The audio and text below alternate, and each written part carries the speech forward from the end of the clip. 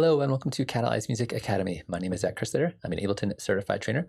And for today's quick tip, I want to talk a little bit about sends and returns and basically either daisy chaining your return tracks together or creating feedback loops or infinite delays using your return tracks, which is a really fun, cool technique to just play around with space and time and reverbs and delays to create like interesting sound combinations, basically.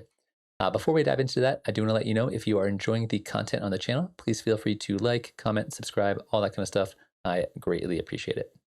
So first off, if you are brand new to sends and returns, I made a video on the channel a little while ago explaining some of the basics of it. So go check that out if you have not seen that already. So I'm going to assume that you understand basically what a send and return are.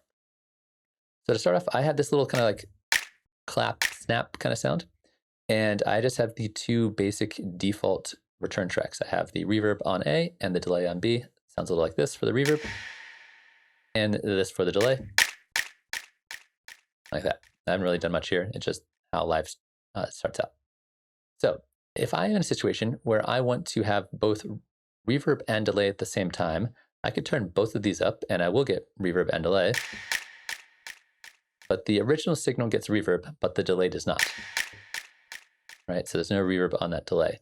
So if I would like to, one of the ways that I could start applying reverb to my delay, or delay to my reverb, depending on how you look at it, is start using the send knobs on each one of these return tracks. This is a really cool technique that a lot of people don't really realize you can do, because if I turn this up right now, this is sending into send A, which goes right here, and then should be sending to send B, but it doesn't work. And the reason for that is that it starts deactivated, for reasons we'll talk about in just a moment. So if I want to activate this, I can right-click on it and hit Enable Send. Now that means that I can take the signal from my send A and then send it into send B, which if I turn this up will sound like this. If I turn it all the way up, we get now a reverb signal with delay afterwards, which is kind of cool. So you can start daisy chaining one return track into another just by first activating the send knob and then turning it up to make it kind of go from one place to the next. And there's lots of cool combinations with how you send things in different places. That's one technique you can utilize for this. Another technique we can try doing is sending a return track back into itself and essentially creating a feedback loop that we can control to create things like infinite delays or just lots of cool, weird sound effects.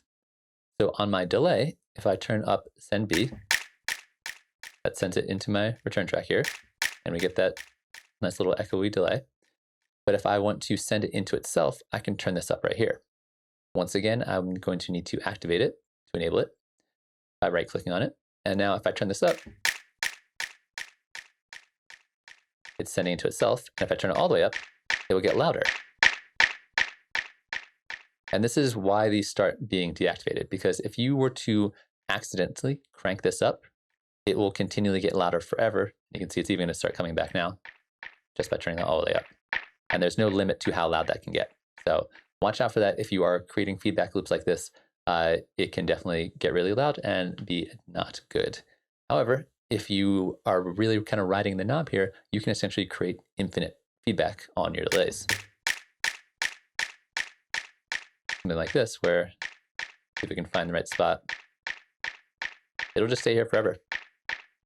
And that means you can process it, you can do all kinds of cool, weird things to it and create interesting sounds like that.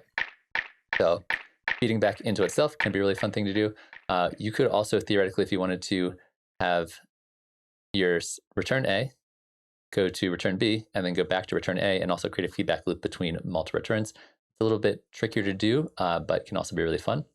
Or we could have a situation like this where we send into our reverb, we kind of combine our two examples, and then the reverb goes into the delay, and then the delay goes back into itself. And just, again, use this to create ambient sounds, weird atmospheric washes, pad sounds, whatever you want. And these are techniques that are used a lot, especially in like old school dub music, when they're just like, there's using lots of time and space and bouncing things around, creating these infinite echoes that just kind of bounce around the mix. Can be really, really fun.